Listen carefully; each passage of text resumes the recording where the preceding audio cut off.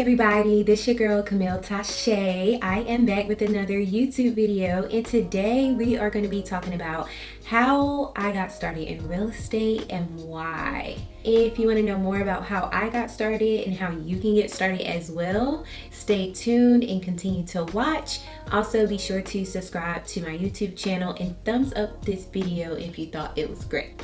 So as always, don't want to waste your time. Let's go ahead and jump right into it. For starters, I began my real estate journey back in, I want to say April of 2020. I decided to sign up for a pre-licensing course, and the class actually started in May of 2020. By June, I was done. So this is one of the things that is required when you make a commitment to become a real estate agent. You would have to take a 75-hour pre-licensing course with a school that is approved by the North Carolina Real Estate Commission. So the school that I chose to go to was Go School Cary, and all of my classes were online, so it was super convenient for me. The classes were held every weekend from, I believe, 9 until 2:30 p.m. and Monday evenings from 6 until 9:30. You can probably find tons of other real estate schools as well. Just Google your area and type in real estate pre-licensing course, and a list of options should come up for you.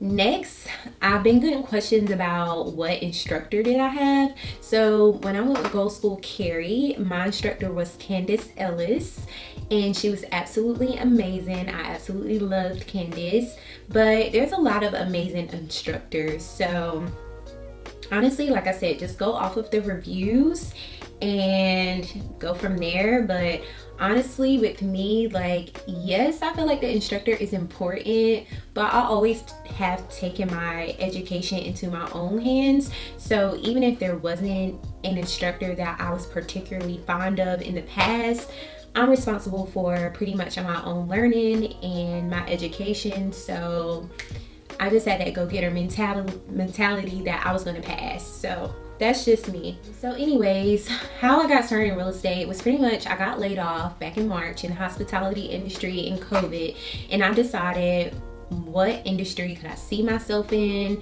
and that was real estate. A lot of the skills that I had before in hotels were easily transferable to skills in real estate. You need customer service, the negotiation, customer satisfaction, research, all of those things kind of was like an easy transition for me.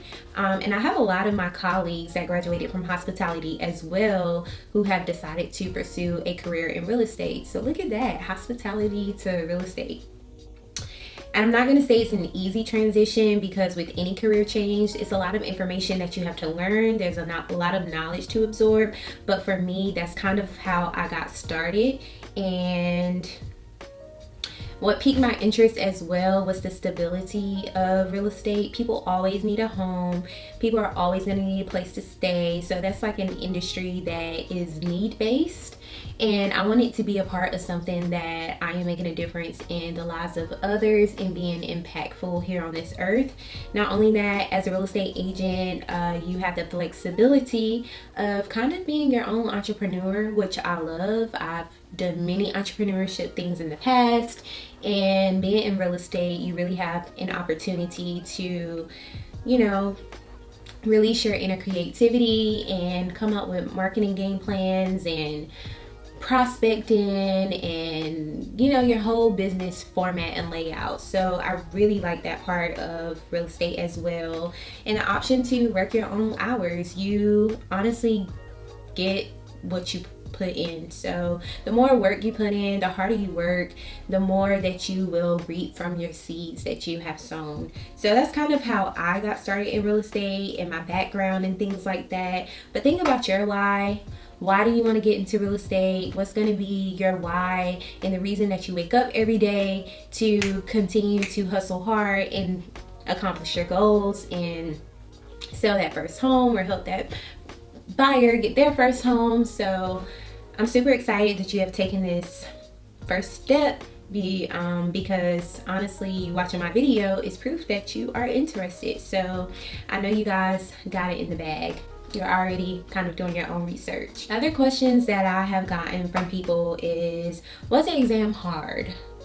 The North Carolina real estate exam was extremely hard. It was challenging, and honestly, I didn't know if I was going to pass. When you take this exam, it does tell you at the very end whether you passed or failed, and so your results are immediate.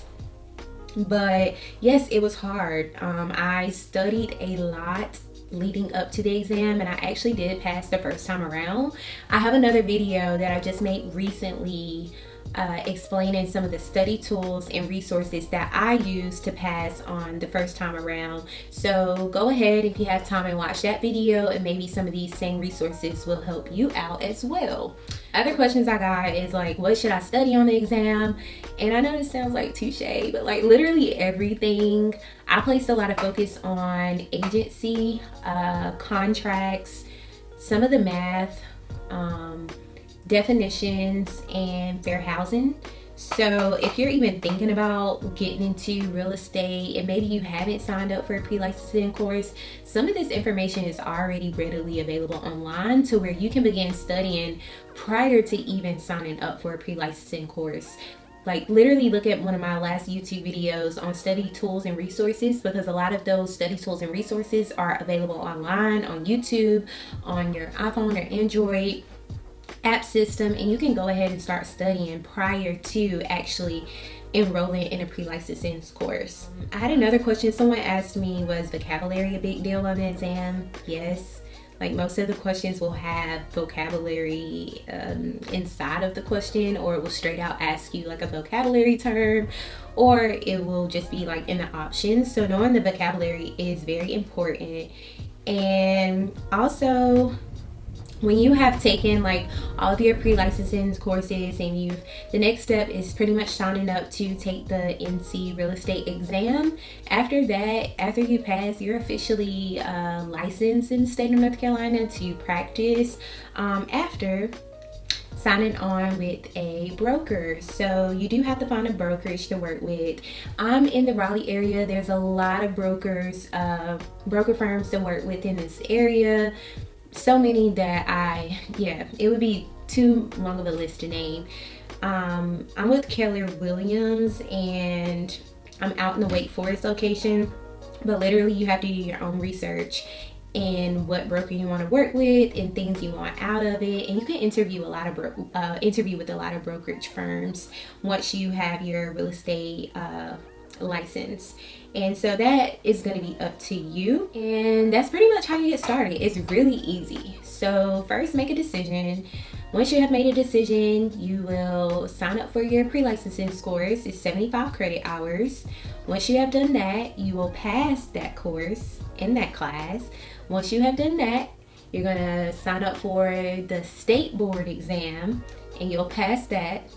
Once you pass that, you sign with an agency so that you can begin practicing.